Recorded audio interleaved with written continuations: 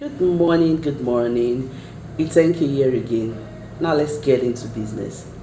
So God gave you a promise, but what do you do when your current realities looks nothing like the promise? Habakkuk 2:3. For the vision is yet an appointed time, though it tarry, wait for it.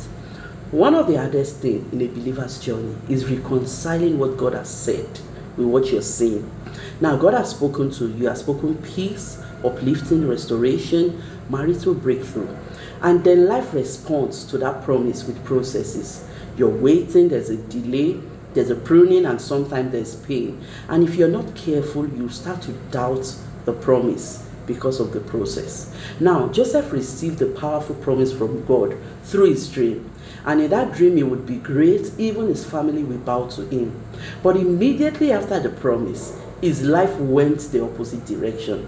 He was betrayed by his brothers, he was thrown into a pit, he was sold into slavery, and he was falsely accused in Potiphar's house. He was forgotten in prison. And at every stage, Joseph had every reason to question God.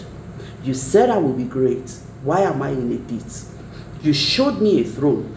Why am I in chains?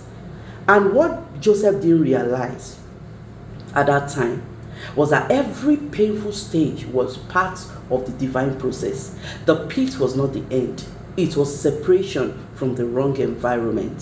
Slavery turned him in service and structure.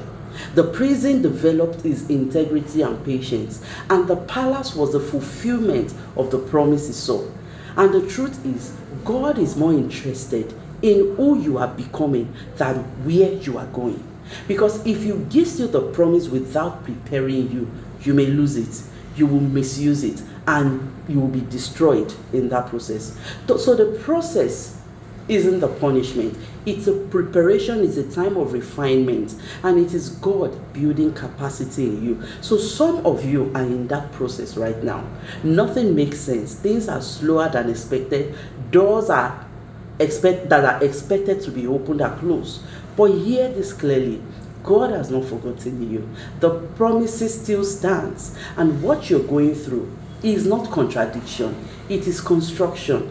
God is aligning things, is working in you, and is preparing everything around you. So don't rush the process, don't compare the journey, don't give up because it's taking time. Because at the end of it all, you will look back and you will realize that God was faithful in every step of the way. God bless you.